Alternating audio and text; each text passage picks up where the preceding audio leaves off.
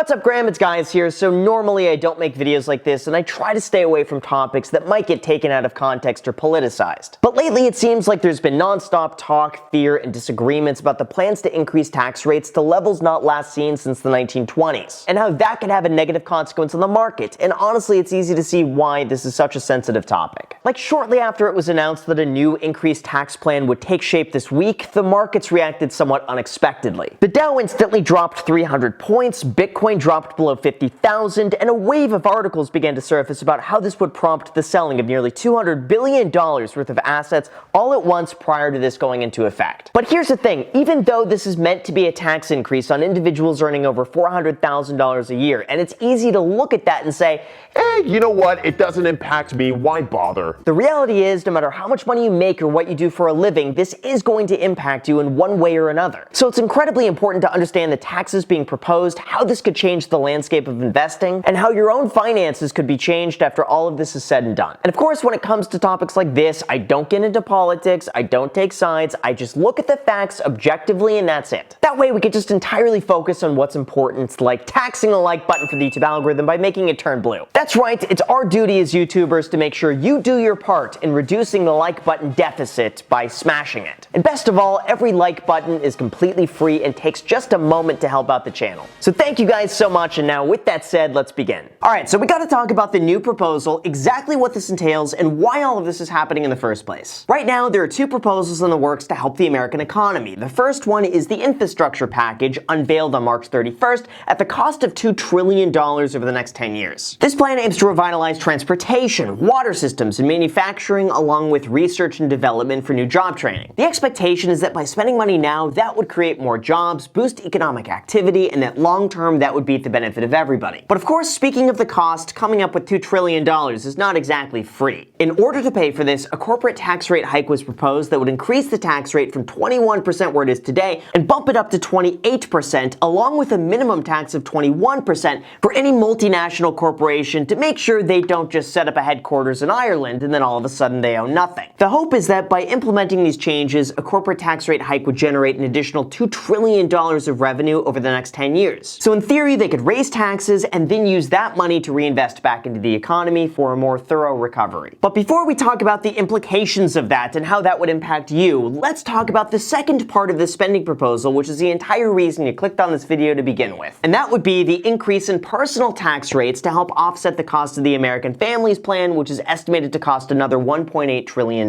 This would help fund childcare, free community college, paid family and medical leave, expand the monthly childcare credit to 2025, and improve several other measures with the intention of helping families in need and furthering education within the economy. Now, of course, like the first, $1.8 trillion doesn't just magically appear out of thin air, even though kind of in a way it does. But to help offset the ongoing expense, three key points were mentioned. First, they would raise the top marginal tax rate from 37% to 39.6%, which is where it was anyway before the 2017 Tax Cuts and Jobs Act. Second, they would also raise the capital gains tax rate on anyone making over $1 million a year from 20% all the way up to 39.6%. And finally, third, there would be an increase to enforcement within the IRS to make sure that all taxes are properly being collected. But here's where things take a slightly different turn. Even though I get it, it's easy to say, You know what, it doesn't impact me, as long as I'm not the one paying for it. Just go tax the rich, I'm okay with that. well, like it or not, there are other implications to this that need to be considered, and this is what some people are warning might happen. But first, let's talk about the stock market, because this would have a direct impact on the value of your investments and how much money you make. Now, it's no surprise that upon the announcement of a brand new capital gains tax, stocks immediately began selling off. And even though that wasn't a permanent drop, the question still remains, what would actually happen if this were to go into effect? Well, the most obvious answer would be that wealthy investors would be highly incentivized to sell off all of their long-term capital gains prior to this going into effect,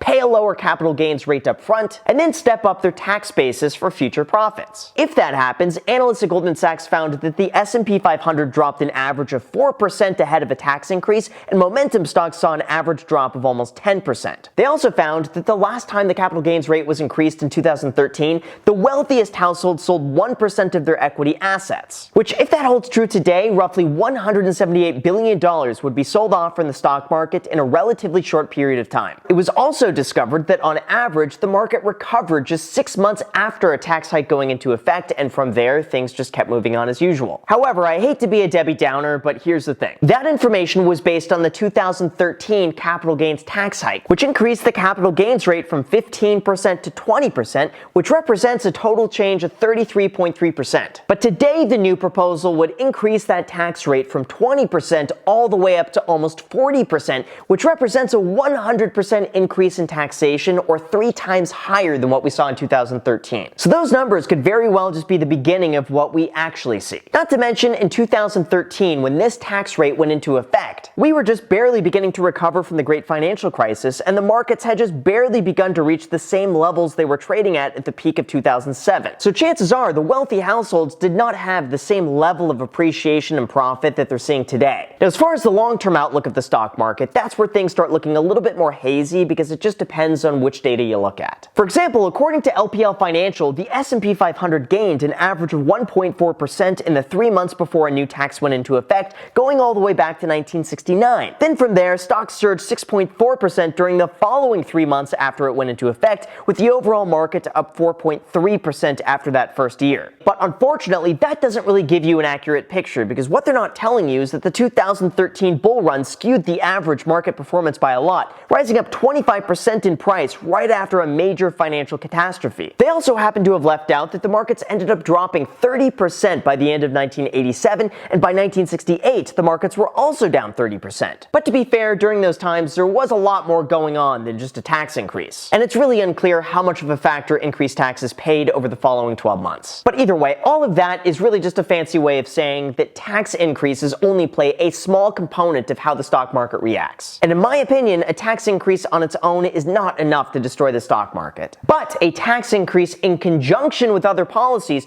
could be enough to sway investments from one asset class to another. And that could eventually come back on you, even though you don't make enough money to be impacted directly by these changes. For example, it is true that this tax increase would not directly impact 75% of stock owners. On top of that, it's also true that 99.7% of taxpayers don't make $1 million a year to be impacted by any change to a capital gains tax. So again, on the surface, almost all of you watching would not see a direct difference. But here's where it would have a higher likelihood of impacting you. First of all, it's important to realize that even though 99.7% of households won't be affected, that top 1% controls nearly 51% of the stock market and 38% of equity value. So there is very much an imbalance in terms of how much control that top 1% has in the markets. If they shift their investments, it's inevitable that's going to have a ripple effect across the entire market. And as someone who falls in that income category, here's what I think might happen. Number one, I think quite a few people might see less of a reason to invest in the stock market. Like, I think one of the most attractive parts of investing long term is getting to take advantage of the long-term capital gains tax rate, which is a flat 20% if you're making about $400,000 a year. And what's even more impressive is that I just said all of that in one breath. Now, the reasoning for this low tax rate to begin with is that so the government can incentivize you to hold your investment long term. The money you invest is already taxed up front to begin with, and each and every year the purchasing power of your money is degraded thanks to inflation. Not to mention, investment income is not guaranteed like the income you make from working a job. And there are plenty of risks associated with investing your money. So less tax here would encourage more overall investment for everybody. But with a higher tax rate, investors are going to start thinking about the risk versus reward of the stock market. Like, if you make over $1 million a year and this goes through, you would be paying a 39.6% capital gains tax rate, a 3.8% investment surtax, and a state tax rate as high as 13.3%. So when all of this is said and done, you could be looking at the lowest tax rate of 43.4% if you happen to live in a state with no state income tax, or as high as 56.7% if you happen to live in either California or New York. And I gotta say, when you're responsible for taking on 100% of the risk, but you only get to keep slightly more than 50% of the upside, it skews your investment decisions into other alternative asset classes that might end up giving you a more balanced return. For example, real estate would offer consistent appreciation against the rental income generated, and for me, that would be a superior investment over the stock market. Second, I think we would also see less money invested in startup companies or other businesses that need to raise money in order to grow. Like, when I invest in in a company like this, I take the risk of tying up my money potentially for decades without having any access to it at all. I also take the very high risk that that investment could be worth nothing in the future. And I calculate that risk into the likelihood that I could do really well in the future while enjoying a long-term capital gains tax rate. And I'll be honest, I feel that quite a few investors would be less likely to take that risk if they felt their upside is capped at the same tax rate as they pay on ordinary income that's guaranteed. If that happens, fewer companies get funding and there's less of a push for innovation that otherwise would have existed. This also has the chance of falling back on business owners who don't make $1 million a year, but perhaps they've spent their entire lives building up a company from the ground up, refusing to sell it, never taking a salary beyond the bare essentials, only to one day sell it for $3 million and have to give half of it back because they happen to sell it all at once, triggering the highest possible tax bracket. Third, I also think we're going to see a big push towards the Roth IRA, which allows you to invest your money after paying tax, and then all the profit you make within the account is completely tax-free after the age of 59 and a half. Now, this one is not really a huge change from today, and the Roth IRA has been around for quite some time. But I think we're going to see a lot of people take advantage of the mega backdoor Roth IRA contributions, self-directed Roth accounts, and anything else that would avoid more tax in retirement. And fourth, we're probably going to have a portion of investors trying to find a way around this or patiently wait for this provision to expire before they go and sell. For example, capital gains is only taxed when you sell, but what if you don't sell and just take out a loan against your investments instead? Well, in that case, you just go and spend the loan, you pay a few percent in interest, and that's a lot cheaper than going and paying 40 to 50% up front. We might also see people restructuring their incomes to defer it into future years and then cash out capital gains during low income times, or finding other ways to reduce their taxable income on paper so that way they can go and sell off their investments. Now, I'm sure this is only going to impact a small portion of investors, and most people are not going to go out of their way to try to avoid it. But a lot of times money can do some crazy things. But okay, fine, we get that. I'm sure what you want to know is, how does this impact you if you don't make above $400,000 a year and all you do is just go and invest in an S&P 500 index fund and that's it? Well, according to the Tax Foundation, increasing the corporate income tax would reduce the long-run economic output by 0.8%, it would eliminate 159,000 jobs and reduce wages by 0.7%. The bottom 20% of workers would have it slightly worse than the average, seeing an average wage reduction of 1.45% after tax. The reason for this, in theory, is that it would reduce the incentive to invest in the United States, and that in turn would lead to lower growth. But here's the thing, even if we do see a decrease in take-home pay, there is something to be said about paying towards an economy where everyone has a chance to participate and benefit. Like, I would gladly pay 10% more in taxes if that meant we would actually have proper healthcare services, proper mental health facilities, and roads that don't have potholes. Although we do have to take a close look at the amount of spending proposed, where it's going, and how much is actually generated by such measures. Like right now, if all the changes currently went into effect, it would generate a dynamic revenue of $2.78 trillion over the next 10 years. That's an average of $278 billion a year during a time where in 2019,